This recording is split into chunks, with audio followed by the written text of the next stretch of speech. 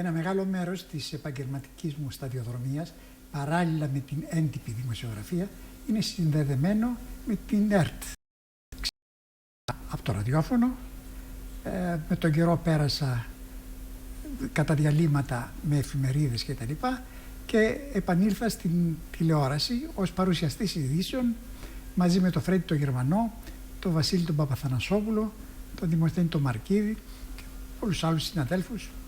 Κάποια στιγμή γύρω στο 1969 εκρίθη αναγκαίο να υπάρξει και ένας αρχισυντάκτης στην ομάδα των παρουσιαστών. Επελέγην εγώ, έγινα αρχισυντάκτης των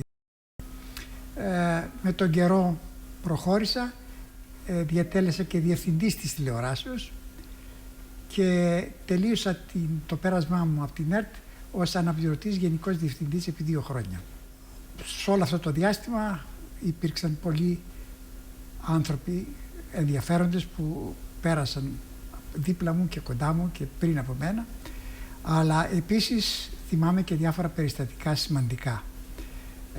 Εις ό,τι με αφορά, το πιο σημαντικό είναι η μετάδοση που έκανα ζωντανά για την κατάκτηση του φεγγαριού από τους πρώτους αστροναύτες.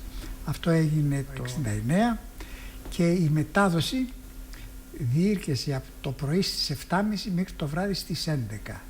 Ζωντανά από το στούντιο της ΕΡΤ που ήταν τότε στο Μέγαρο του ΟΤΕ στην οδό 3η Σεπτεμβρίου.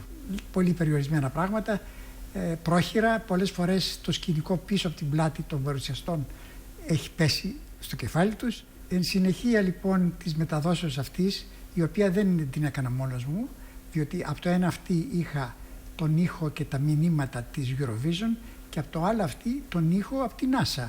Δηλαδή έπρεπε να μεταφράζω ταυτόχρονα σχεδόν 2 μεταδόσεις, μία της Eurovision και μία της NASA. Μου συμπαραστάθηκε τότε στη μετάδοση ο Καβαθάς, γνωστός δημοσιογράφος και επί χρόνια εκδότης ενός από τα καλύτερα περιοδικά